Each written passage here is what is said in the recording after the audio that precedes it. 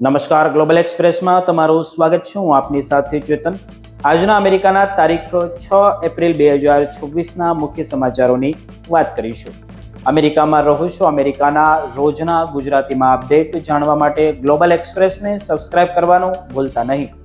આજના અમેરિકાના મુખ્ય સમાચારોની જો આપણે વાત કરીએ તો શું તમારો ભૂતકાળનો ગુનો અમેરિકાની નાગરિકતા માટે અવરોધ બનશે અને તમને આગળ હવે નાગરિકતા મળશે કે નહીં? વર્ષ 2026માં ટ્રમ્પ સરકારના કડક ડિપોર્ટેશન અભિયાન અને નવા નિયમો વચ્ચે જાણો કયા ગુનાઓ તમને જેલ કે પછી દેશ નિકાલ તરફ દોરી જશે અને કેવી રીતે તેનાથી બચવું તેમની આપણે વિગતે ચર્ચા કરીશું. આ પછીના સમાચારોની આપણે આગળ વાત કરીએ તો ટેક્સાસમાં H-1B વિઝા પર આવેલા ભારતીય આઈટી પ્રોફેશનલનો પત્નીના નામે ફૂડ ટ્રક ચલાવતો વિડીયો વાયરલ. શું વિઝાના નિયમો વિરુદ્ધ જઈને સાઇડ બિઝનેસ કરવો તમને અમેરિકામાંથી બહાર ફેંકી શકે કે શું? જાણો આ જોખમી સત્ય શું છે. આ પછીના સમાચારોની આપણે આગળ વાત કરીએ તો ફ્લોરિડામાં ગુજરાતી માલિક સાથે મહેસાણાના યુગલે કર્યો મોટો વિશ્વાસઘાત. સ્ટોરમાંથી લાખોની ચોરી અને બિયરની મહેફિલ સીસીટીવીમાં કેદ થઈ ગઈ. જાણો કેવી રીતે સગા પરનો અંધવિશ્વાસ એક વેપારીને $50,000 નુકસાનમાં ઉતારી ગયો. આ બધા જ સમાચારોની આપણે વિગતે ચર્ચા કરીએ. આપ જોતા રહો ગ્લોબલ એક્સપ્રેસ.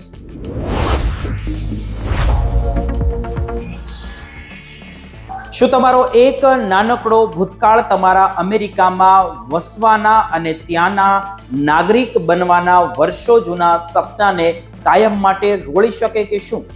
વર્ષ 2026માં જ્યારે ટ્રમ્પ વહીવટી તંત્ર ઇતિહાસનું સૌથી મોટું ડિપોર્ટેશન ઓપરેશન ચલાવી રહ્યું છે, ત્યારે દરેક ગુજરાતીના મનમાં એક જ ફાળ પડી છે કે શું મારો જૂનો ક્રિમિનલ રેકોર્ડ મને જેલ કે પછી દેશ નિકાલ તરફ દોરી જશે?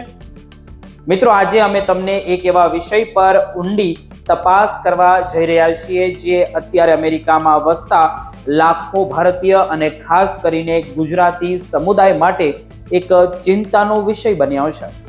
શું ક્રિમિનલ રેકોર્ડ હોવા છતાં અમેરિકાની નાગરિકતા મેળવવી શક્ય છે કે પછી આ તમારી સફરનો અંત છે?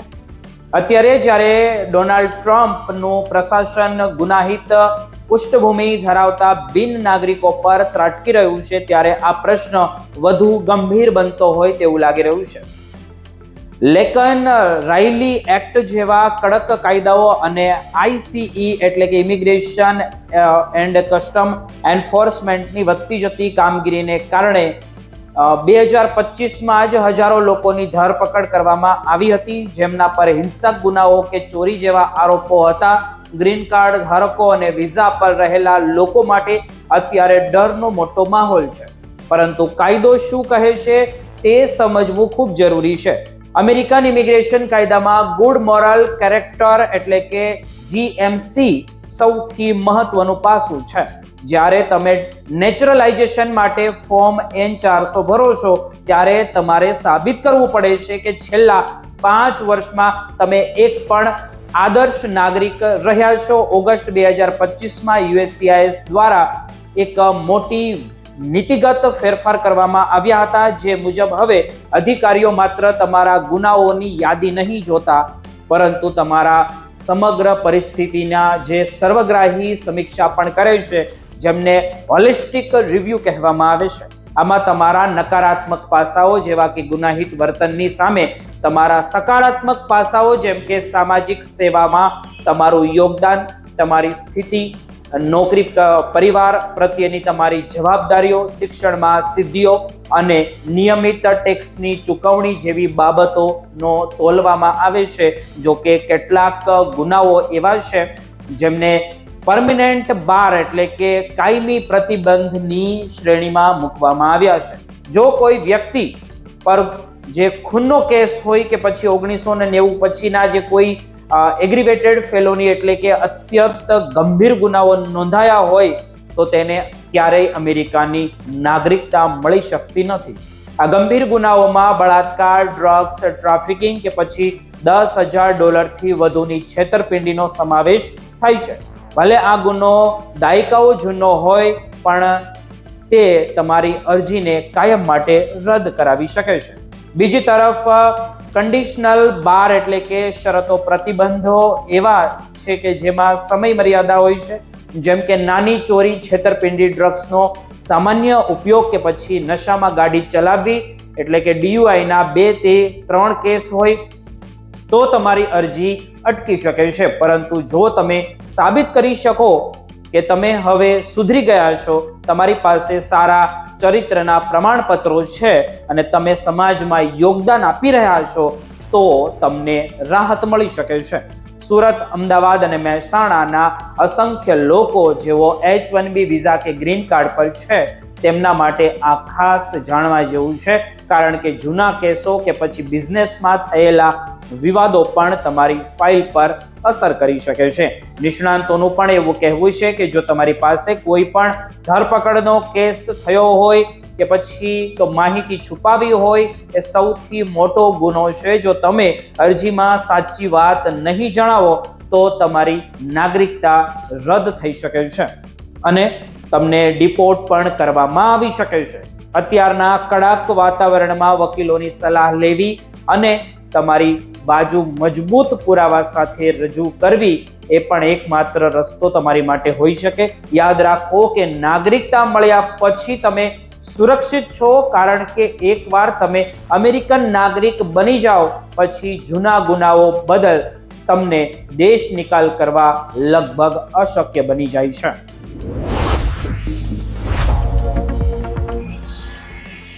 ટેક્સાસના રસ્તા પર એક ભારતીય યુવાનના ફૂડ ટ્રકે એવા તો કયા મોટા વિવાદ છેડ્યા છે કે જેમનાથી આખા અમેરિકામાં H1B વિઝા ધારકોના શ્વાસ અદ્ધર થઈ ગયા છે. વિઝાના નિયમોની ઉપરવટ જઈને કરવામાં આવેલી એક નાનકડી ભૂલ કેવી રીતે કાયદાકીય શિકંજો બની શકે છે, જે જાણવા માટે આ અહેવાલ અંત સુધી જોતા રહેજો, કારણ કે તે તમારી કારકિર્દીને પણ અસર કરી શકે છે.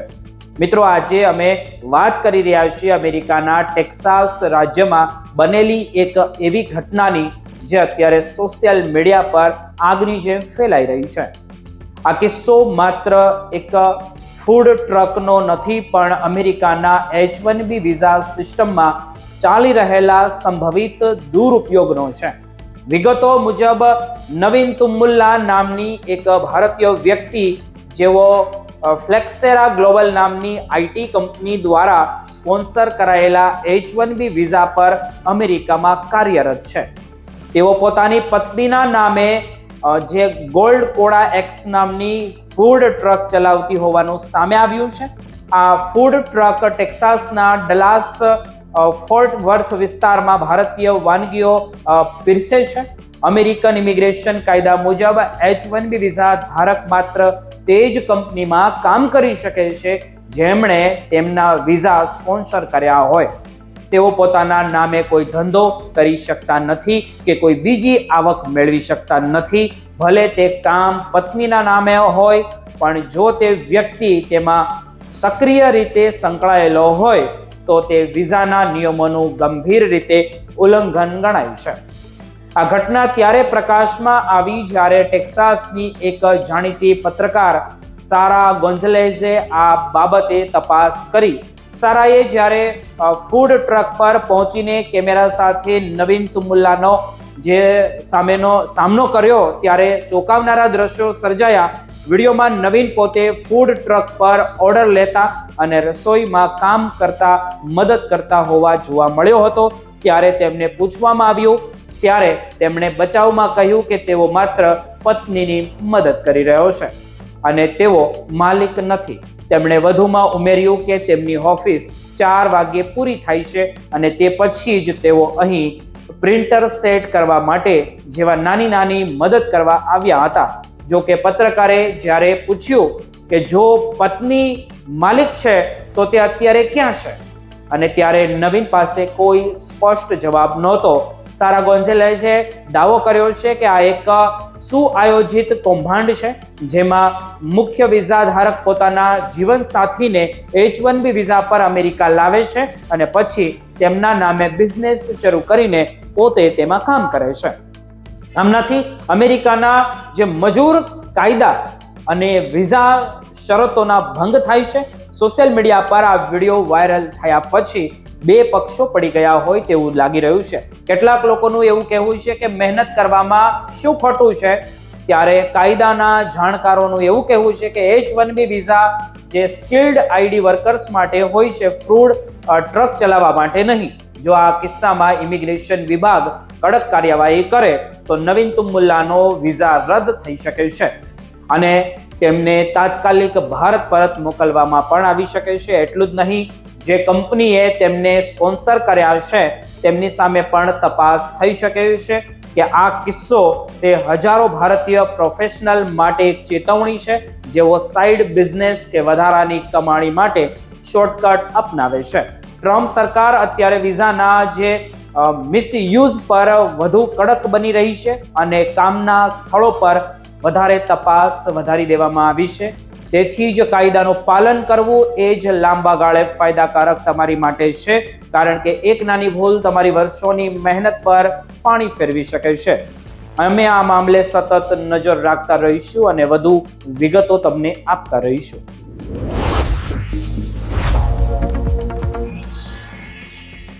જેમના પર ભરોસો રાખીને પોતાની ઘરની ચાવીઓ સોંપી દીધી હોય તેમણે જ તિજોરી સાફ કરી નાખી હોવાની આ ઘટના સાંભળીને તમે પણ ચોંકી જશો. મહેસાણાના પંચોટ ગામથી અમેરિકા ગયેલા એક દંપતીએ પોતાના જ ગુજરાતી માલિકના વિશ્વાસનો જે રીતે લાભ ઉઠાવ્યો છે તે સીસીટીવી ફૂટેજ અત્યારે દરેક વોટ્સએપ ગ્રુપમાં ચર્ચાનો વિષય બન્યા છે. શું છે આ આપણી ગુજરાતી અસ્મિતા?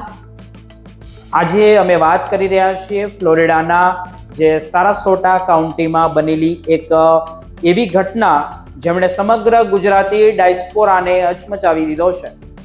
ક્વિક સ્ટોપ નામના એક કન્વીનિયર સ્ટોરના માલિક નિલેશ પ્રજાપતિએ પોતાના જ વતનના અને દૂરના સગા થતા એક યુગલને સ્ટોરમાં નોકરીએ રાખ્યા હતા.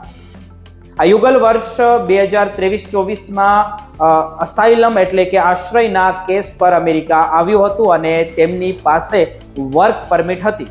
નિલેશભાઈએ કોઈ પણ જાતના બેકગ્રાઉન્ડ ચેક કર્યા વગર માત્ર સામાજિક સંબંધો અને માનવતાના નાતે તેમને $8,000 માસિક પગારે નોકરી આપી હતી. નિલેશભાઈએ તેમને કેશ રજિસ્ટરથી લઈને સ્ટોર બંધ કરવા સુધીની બધી જ સત્તાઓ આપી દીધી હતી. પણ થોડા જ સમયમાં જ સ્ટોરની કમાણી ઘટવા લાગી. જ્યારે નિલેશભાઈએ આ વિશે પૂછ્યું ત્યારે આ બંને યુગલે બચાવમાં કહ્યું કે અત્યારે ટ્રમ્પ સરકારના કારણે બજારમાં ઘણી મંદી હોય તેવું લાગી રહ્યું છે. આ લોકો ઓછા આવે છે. નિલેશભાઈએ તેમની વાતો પર વિશ્વાસ કર્યો. પણ જ્યારે તેઓ ડિસેમ્બર 2025માં ભારત પ્રવાસે ગયા ત્યારે પાછળથી ચોરીની ઘટનાઓ વધી ગઈ. અન્ય કર્મચારીઓએ જ્યારે તેમને શંકા હિલચાલ વિશે જણાવ્યું ત્યારે નિલેશભાઈએ ભારતથી જ ઓનલાઈન સીસીટીવી ફૂટેજ ચેક કર્યા અને તેમના પગ નીચેની જમીન સરકી ગઈ. ફૂટેજમાં સ્પષ્ટ દેખાતું હતું કે પતિ આખો દિવસ સ્ટોર પર જ બિયર પીતો હતો. તે સવારના 7 વાગ્યેથી જ ફ્રીજમાંથી બિયર કાઢીને પીવાનું શરૂ કરી દેતો હતો અને તેની પત્ની લોટરી કાઉન્ટર પર છેતરપિંડી કરતી હતી.